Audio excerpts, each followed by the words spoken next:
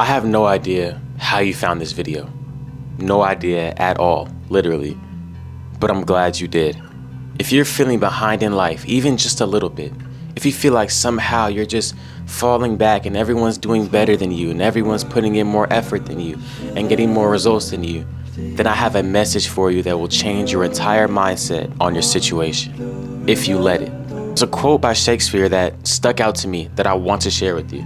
The quote says, "I complained because I had no shoes until I met the man with no feet." You probably think that you're behind somehow. And honestly, you likely are, but not in the way that you think. And I'm gonna explain that through this video today, so stay tuned, take notes, guys. Please take notes. I always say take notes, but this one for real, I have a lot of material. Take notes in this video so that you can really apply this and change your life's directory, change your life's trajectory, change your life's direction, and change its outcome, because you do have control over it. So listen, I have a Bible verse from Galatians 1:10. The verse reads, "For I am now seeking the approval of man or of God? Or am I trying to please man? If I were still trying to please man, I would not be a servant for Christ." So my question to you is, who are you behind right now? Who are you trying to catch up to? And most importantly, who is comparable to you except yourself? You see, this stagnancy, this feeling of being stuck, this feeling of being behind, it almost always points back to one single life mindset, and it's one of comparison. Looking around you, looking at your friends and the people who you admire, you see them winning, you see them with the nice car, the big house, the happy family, and you think to yourself, even though you know it's wrong, that you wish you were in their position. You think to yourself, you know what are they doing that I'm not? What am I missing out on? What am I not getting about life to where I can't be where they are? But I want to point back to that verse. Are you trying to seek the approval of man or of God? Because who you're living for makes all the difference. When you're living for yourself and for your own selfish reasons and for your own selfish desires, then yes, you're going to live a life of comparison. You're going to look around and say, you know what? I should be in that position. I should have that. I should be there. I should be with her. I should be with him. And that selfish, lustful mindset is what's keeping you stagnant and stuck, because you're not willing to live for something bigger than yourself. Now, for believers, people who truly follow God and truly believe that He has an impact on our lives, we do not live for ourselves. We enjoy life, but our main purpose at the core of our being is to serve God. Our main purpose is to share His love to everyone and to spread His message. And so when I'm living like that, I don't have to look at what He has. I don't have to look at what He's driving. I don't want to, because I know what God has for me is for me, and I'll get it. It might not be in my timeline. I might not know when I'm gonna get it, but I bet you I will. I bet you I will. You see, God works like that. He doesn't share every detail of His plan for us with us, because we need to learn to trust Him. And even I've been learning that throughout these past few years of my life, like how to trust and lean on God more, and how to stop complaining when things go wrong, because I know this is just a season of this book that He's writing. I have a great analogy for you that I pulled from one of my old videos. When you're reading a good book, a fire book, an interesting book, does the book just follow the story of success after success after success at the end? Is that a good book to you? Because I ain't gonna lie, I'm not picking that book up on the shelf.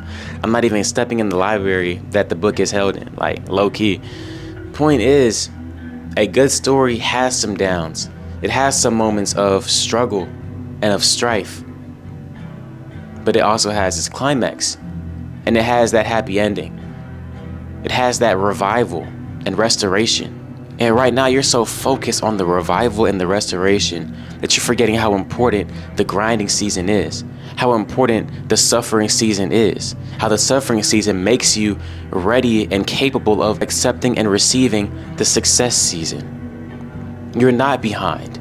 You're right on time. You're right on time for God to start using you and moving you to places where He needs you to be at to grow. But if you're so standoffish and you just refuse to accept God's plan for you, then yes, you're gonna be behind His plan for you, not anybody else, because their lives have nothing to do with you. Your plan is unique. Your path is unique. What you've been through is unique. We've all been through stuff. We've all been through different struggles in our lives. Therefore, we cannot equally compare ourselves to anyone because everyone's different. And when you accept that and release that comparison or competition mindset, you can truly move at your 100% output, your very best, and then make your best better and better and better. And I can attest to this. When you lock in with God and truly build that relationship with Him, every area of your life sees this subtle growth. Okay, I'm focused on God. I'm reading my Bible. I'm going to be a bit more patient. The Bible's talking about being more loving. I'm going to be a bit more loving. The Bible talks about being hardworking. I'm going to get in the gym a little bit more. The Bible says God has a plan for me. I'm going to be a bit more confident in my life. The Bible says to be humble and generous. I'm going to be a bit more humble and generous. You see how that works?